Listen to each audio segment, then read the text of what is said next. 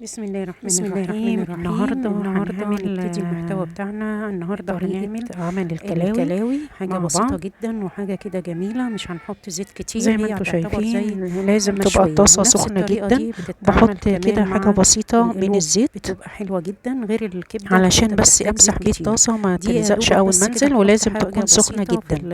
في الطاسة. ضروري تكون الطاسة سخنة جدا. الكلاوي نفس الطريقة دي ولازم الطاسة بتتعمل مع تسخن القلوب جدا برضو جدا بنفس عشان لما الطريقة. انزل بالكلاوي اديها كده صدمة كبدة وتحتفظ بتحتاج زيت بالسوائل كتير وطريقة تانية. اللي فيها. القلوب دي بتبقى كده تتعمل زي المشوية متشوحة، وما بتاخدش سوا كتير على النار. لازم احس ان الطاسة عندي سخنت جدا. ببتدي بقى ايه انزل بالكلاوي بتاعتي زي ما انتوا شايفين كده. هو الجزار طبيعي مقطعها كده. عايزين نصغرها عشان الساندوتش مفيش مشكلة، عايزينها زي ما هي كده برضو مفيش مشكلة. زي ما انتوا شايفين الطاسة سخنة قوي معايا، شايفين.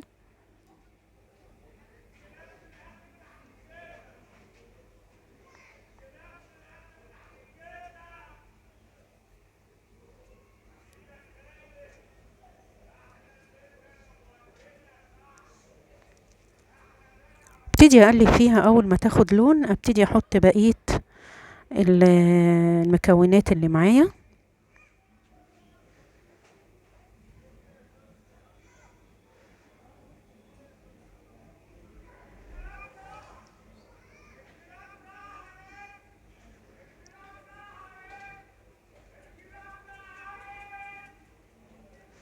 ابتدي ارش كده رشة فلفل اسمر بسيطة.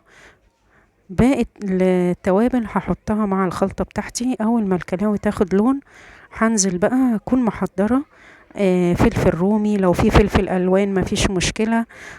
توم شرايح صغيرة، بصل شرايح برضو.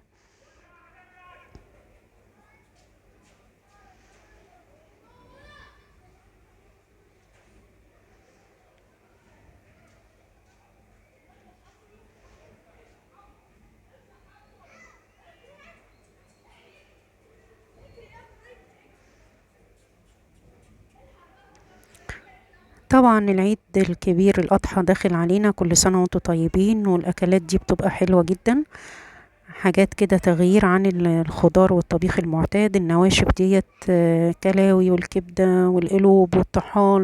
ان شاء الله هنعمل فيديوهات الطرق مختلفة وحاجات جديدة.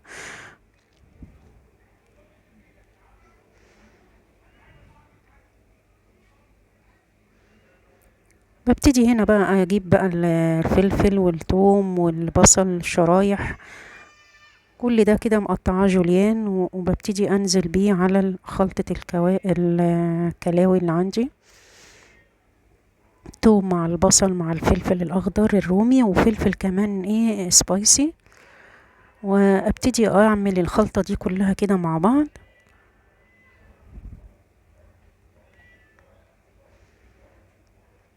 الوان الفلفل طبعا لو في فلفل الوان مفيش مشكلة. انا عندي الفلفل الرومي الاخضر والفلفل الشرايح السبايسي قطعتهم، والبصل والثوم قطعته برضو قطع صغيرة.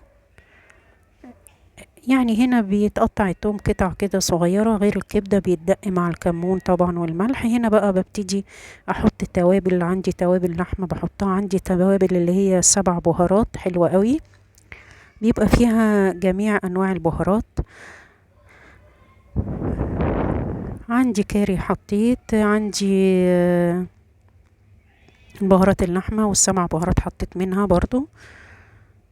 وفي كده كام مكون هنحطه مع بعض بيخلي لي طعم الكلاوي في حتة تانية خالص، غير المعتاد وغير اللي بنجيبها مثلا كسندوتشات جاهزة من بره. التوابل عليها عامل كبير جدا، بس لازم نحط كده باعتدال حاجة بسيطة. انا دي عندي شطة بس هي مش حامية قوي، فحطيت شوية كده حلوين.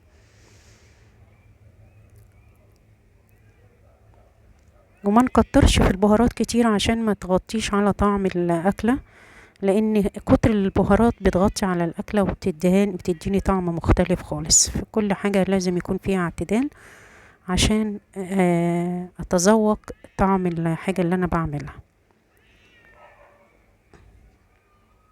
زي ما انتوا شايفين الفلفل بيفضل كده لونه الاخضر الجميل، بيتشوح مع الكلاوي وبيديني طعم حلو قوي.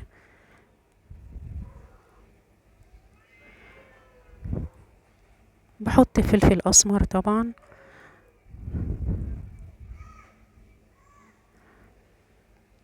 ده اساسي في كل اللحوم والحاجة كلها اساسي الفلفل الاسمر، في بصل يبقى فيه فلفل اسمر لازم.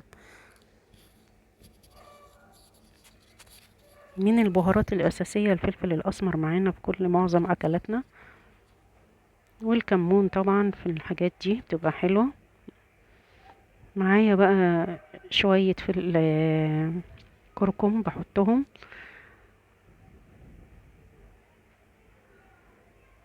كركم بيزود المناعة، وده يعني لو حطيناه في معظم اكلاتنا بحاجات بسيطة كده ما بيغيرش طعم الحاجة ومفيد جدا. طبعا ما بقاش معلية النار قوي، بتبقى النار وسط.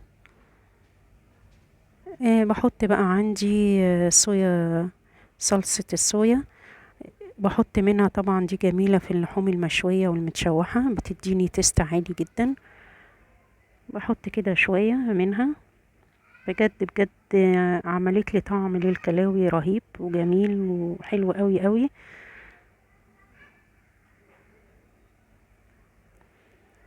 وطبعا لازم احط سنة الخل، دي بتخلي لي الكلاوي لونها فاتح وبتبقى طرية، ما تبقاش ناشفة، ما بتنشفش، وهي لما بتتعمل زي ما انتوا شايفينها بتفضل طرية كده حتى وانا باكلها، مش حاجة ناشفة، لا حاجة طرية كده حلوة جدا. طبعا بقلب كده تقلبتين، وزي ما انتوا شايفين السوائل دي بتاعتها دي اللي هتسوي لي الكلاوي، ان الكلاوي بتاخد وقت شوية بسيط. طبعا خلصنا الكلاوي وزي ما انتوا شايفين، وعملنا مكرونة عقل كده مفلفلة مع الطبق. طبعا اللون بتاعها مختلف، لونها جميل، بس هنا الإضاءة عندي مغيرة الطعم اللون خالص. ده المحتوى بتاعنا كان النهاردة، بحبكم في الله والسلام.